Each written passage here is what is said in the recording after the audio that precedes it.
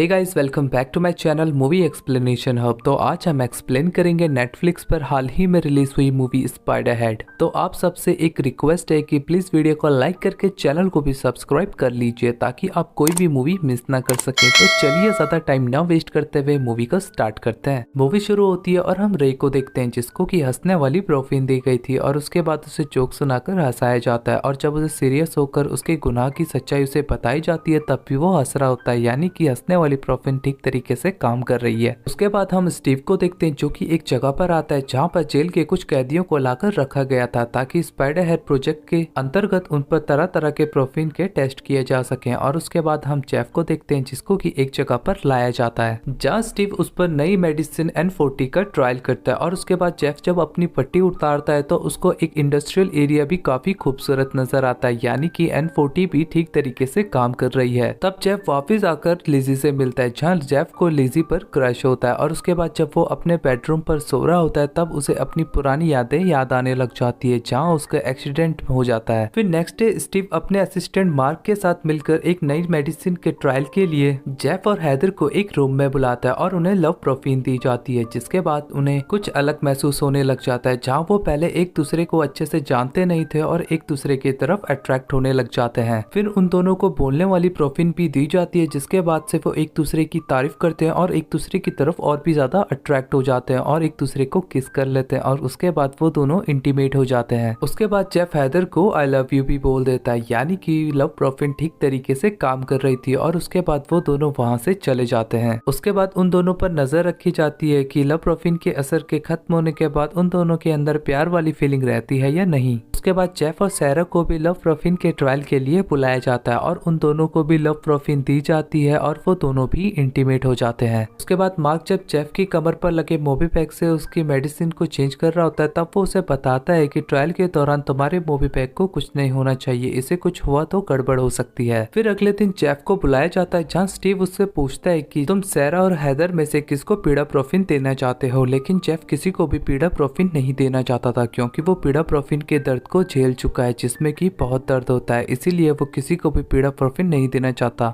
ये सुनने के बाद स्टीव समझ जाता है कि उन दोनों के साथ इंटीमेट होने के बाद भी जेफ के अंदर उन दोनों के लिए कोई भी फीलिंग्स नहीं है और वो किसी को भी पीड़ा प्रोफिन नहीं देना चाहता, लेकिन लव प्रोफिन के बारे में और भी इंफॉर्मेशन चाहिए जिससे कि वो दुनिया में करोड़ों लोगों की जिंदगी बदल सकते हैं। उसके बाद जेफ जब वहां से जा रहा होता है तो दोबारा से अपनी पुरानी यादों में खो जाता है जिसमें कि जब उसका एक्सीडेंट हुआ था तो उसके फ्रेंड की डेथ हो गई थी। उसके बाद जेफ को फ्री फ्राइडे के दिन उसकी गर्लफ्रेंड एमा से बात करने के लिए बाहर ले जाया जाता है और उसके बाद जब जेफ बाहर जाता है तब वो अपनी गर्लफ्रेंड को कॉल करके बताता है कि उसे कोई मिल गई है जो कि उसे तुम्हारी याद दिलाती है और अब से वो तुम्हें कोई भी मैसेज या कॉल करके परेशान नहीं करेगा। एमा ने कॉल नहीं उठाया था तो ये मैसेज उसके मेल बॉक्स में चला गया था। उसके बाद जब जेफ वापस आता है तो उसे और रोगन को एक रूम में रख दिया जाता है और काफी देर रखने के बाद जब जेफ वहाँ से बाहर आता है तो वो समझ जाता है कि कुछ तो गड़बड़ है और वो उस कमरे में चला जाता है जहाँ पर स्टीव ने हैदर को बुलाया हुआ था ये जानने के लिए कि वो रोगन और जेफ में से किसको पीड़ा प्रोफिन देना चाहती है। और उसे पीड़ा प्रोफिन वाली बात से काफी गुस्सा भी आ जाता है। तब स्टीव उसे कहता है कि वो ये सब डिसाइड नहीं करता, उसके सीनियर ये डिसाइड करते हैं। अगर हमने उनके प्रोटोकॉल फॉलो नहीं किए और उन्हें ये पता लग गया तो ये बहुत बुरा होगा। तब जेफ को ये सुनकर काफी बुरा लगता है और वो स्टीव से सॉरी भी कहता है। फिर रात होने पर हम स्टीव को देखते हैं जो कि खुद पर भी उन प्रोफिन्स का इस्तेमाल कर रहा था। फिर अगले दिन हम जेफ और लिजी को देखते हैं जहाँ वो दोनों एक दूसरे से बात कर रहे होते हैं, जहाँ जेफ लिजी को कहता है कि उसे तुम्हारे साथ बहुत अच्छा लगता है। फिर हम स्टीव और मार्क को देखते हैं जहाँ मार्क स्टीव से कहता है कि इंफॉर्मेशन पता करने के लिए तुम्हें इन प्रोफिन्स का खुद पर इस्तेमाल नहीं करना चाहिए, जहाँ स्टीव उन प्रोफिन्स का इस्तेमाल खुद पर इसलिए कर रहा था ताकि वो इस प्रोडक्ट को आगे बेचने से पहले ये कह सके कि उसने ये खुद पर भी इस्तेमाल किया है। उसके बाद स्टीव जेफ को दोबारा बुलाता है ये बताने के लिए कि प्रोटोकॉल कमेटी चाहती है कि वो हैदर को बिना तुमसे पूछे पीड़ा प्रोफिन दे और उसके बाद जब तुम्हें बोलने वाली प्रोफिन देकर ये पूछा जाए कि तुम्हारे अंदर हैदर के लिए क्या फीलिंग्स है, लेकिन जेफ इसके लिए नहीं मानता और वो स्टीव से कहता है कि तुम अपने बॉस से बात कर देखो कि वो मानते हैं या नहीं। तब स्टीव कॉफी लेने के लिए बाहर जाता और बिना अपने बॉस से बात किए अंदर आ जाता और जेफ से कहता है कि बॉस नहीं मान रहे और उन्होंने ये भी कहा है कि अगर तुम इसके लिए नहीं मानोगे तो तुम्हें दोबारा से जेल में डाल दिया जाएगा। मजबूरन जेफ को हाँ कहना ही पड़ता है और फिर स्टीव हैदर की परमिशन लेकर उसे पीड़ापोर्फिन देता है और जैसे ही उसे पीड़ापोर्फिन दी जाती है तो उसके शरीर में काफी दर्द होने लगता है। उसके शरीर में इतना दर्द होने लगता है कि वो खुद को ही चोट पहुंचाने लग जाती है। इसी दौरान हैदर का मोबी पैक भी टूट जाता है और उसके शरीर में काफी ज्यादा पीड़ापोर्फिन चली जाती है, जिसके कारण वो अपने काबू में नहीं रहती और खुद को ही मार डालती है। ये देखकर स्टीव और मार्क हैदर की तरफ जाते हैं और इसी का फायदा उठाकर जेफ स्टीव के ड्रॉर से वो डायरी निकाल लेता है जिसमें कि स्टीव सब नोट करता है और उसमें उसे पता लगता है कि ये कंपनी किसी और की नहीं बल्कि स्टीव की ही है। उसका कोई भी बॉस नहीं है बल्कि वो ही बॉस है और स्टीव अभी तक सबसे झूठ बोलता आ रहा था। और जेफ को ये भी पता लगता है कि स्टीव को किसी और प्रोफिन से ज्यादा मतलब नहीं है बल्कि उसे सिर्फ पीड़ापोर्फिन से ज्यादा मतलब है। तभी स्टीव को कुछ गड़बड़ लगती है और वो अपनी लैब की तरफ वापस आता है और तभी जेफ को पता लगता है कि स्टीव वहां से चला गया और वो उसकी डायरी को वापस से ड्रॉर में रख देता है। तब मार्क स्टीव से कहता है कि हमें इसकी रिपोर्ट करनी होगी, लेकिन स्टीव उसे समझाता है कि अगर हमने इसकी रिपोर्ट की तो हमने अभी तक जो कुछ भी पाया है हम उसे खो देंगे और ये रिसर्च बंद कर दी जाएगी। अगर मैं इसमें डूबा तो मेरे साथ तुम भी डूबोगे, इसीलिए सब कुछ भूलने की कोशिश करो क्योंकि हमें दुनिया को बदलना है। उसके बाद स्टीव जेफ को भी समझाने के लिए जाता है और उसे कहता है कि आज जो कुछ भी हुआ उसमें तुम्हारी कोई गलती नहीं है। आज हम जो कुछ भी कर रहे हैं इसीलिए कर रहे हैं ताकि हमारा कल बेहतर हो और हम इस दुनिया को बेहतर बना सकते हैं। और इस बात को भुलाने के लिए वो दोनों हंसने वाली प्रोफिन लेते हैं जिससे कि वो हैदर वाली बात को भुला सकें। और इसी दौरान स्टीव जेफ को अपनी जिंदगी की सच्चाई भी बताता है कि एक बार जब वो छोटा था तो उसके डैड उसे एक समर कैंप में लेके गए थे और उसे वहीं छोड़ दिया और कभी लौटकर वापस नहीं आए और वो बस इंतजार करता ही रह गया।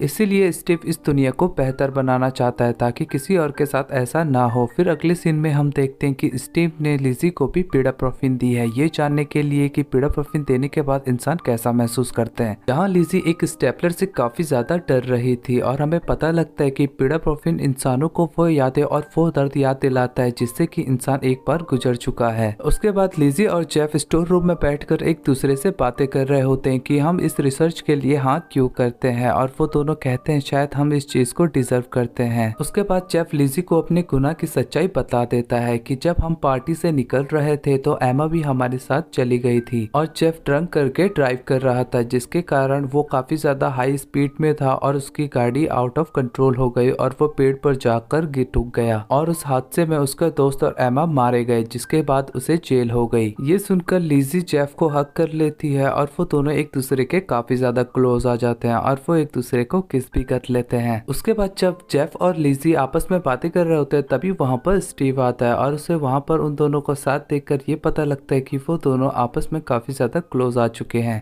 फिर अगले दिन स्टीव जेफ को बुलाता है किसी को पीड़ापोर्फिन देने के लिए और जब जेफ देखता है कि उसे लिजी को पीड़ापोर्फिन देनी है तो वो स्टीव को साफ साफ मना कर देता है कि वो ऐसा नहीं करेगा। अब स्टीव जेफ को सोचने का टाइम देता है और जब जेफ के पास मार्क आता है उसकी मेडिसिन चेंज करने के लिए तब जेफ उसे कहता है कि उसे सब कुछ पता है, स्टीव ही इस कंपनी का मालिक है पर तुम उसका साथ क्यों दे रहे हो और उसे लव प्रोफिन जैसी कोई भी प्रोफिन से कोई मतलब नहीं है, उसे तो बस B6 से ही मतलब है। तब मार्क जेफ को बताता है कि स्टीव ने उससे वादा किया था कि वो दुनिया को बदल सकते हैं और वो इसीलिए अब तक स्टीव का साथ दे रहा था क्योंकि उसे दुनिया को बचाना है। तब स्टीव उसे कहता है कि तुम अब भी लोगों का भला कर सकते हो और तब उसके बाद मार्क वहाँ से चला जाता है। फिर अगले दिन स्टीव जेफ को दोबारा बुलाता है लिजी को पीड़ापोर्फिन देने के लिए और जेफ दोबारा से पीड़ापोर्फिन देने के लिए मना कर देता है। इस बात से स्टीव काफी ज्यादा गुस्सा हो जाता है और वो जेफ को लिजी की सारी सच्चाई बता देता है कि लिजी जेल में इसीलिए है क्योंकि उसने अपनी 9 महीने की बच्ची को मार दिया था और वो जान को भी जोखिम में डाला था और लिजी ने जो जेफ को सच्चाई बताई थी कि वो चोरी के जुर्म में अंदर है वो उसने झूठ कहा था। तब जेफ लिजी को पीड़ापोर्फिन देने के बजाय स्टीव को ही पीड़ापोर्फिन दे देता है और स्टीव समझ जाता है कि मार्क ने उसकी मेडिसिन को चेंज कर दिया था और अब मार्क पुलिस को यहाँ लेकर आने ही वाला था। तब जेफ स्टीव से पूछता है कि तुम्हें सबसे ज्यादा मतलब B6 से ही क्यों है, ये आखिर कौन सी मेडिसिन है, लेकिन स्टीव उसे कुछ भी नहीं बताता। तब जेफ उसे सच बोलने वाली मेडिसिन देता है और उसके बाद स्टीव उसे बताने लग जाता है कि B6 ऐसी मेडिसिन है जो कि किसी से भी कोई भी आज्ञा मनवा सकता है, वो भी बिना किसी सवाल जवाब के, और ये मेडिसिन इंसानों से वो बुरे काम दोबारा करवा सकता है जो कि इंसान एक बार पहले कर चुका है। और यही वजह थी कि कोई भी प्रोफिन या मेडिसिन लेने से पहले मना नहीं कर पाता था क्योंकि उन्हें B6 पहले दी जाती थी। ये सुनकर जेफ को काफी ज्यादा गुस्सा आता है कि स्टीव ने उन्हें शुरू से ही झूठ बोला और उन्होंने इस एक्सपेरिमेंट के लिए अपनी जान तक खतरे में डाल दी थी। तब स्टीव जेफ से कहता है कि मैं तो बस दुनिया को बेहतर बनाना चाहता था ताकि इस दुनिया में कोई भी क्राइम होते ही नहीं। और वो जेफ को ये भी बताता है कि तुम तो 7 महीने पहले ही यहाँ से रिहा हो गए थे। ये सुनकर जेफ को काफी गुस्सा आता है और वो सारे मेन डोर खोलने के लिए कहता है स्टीव से,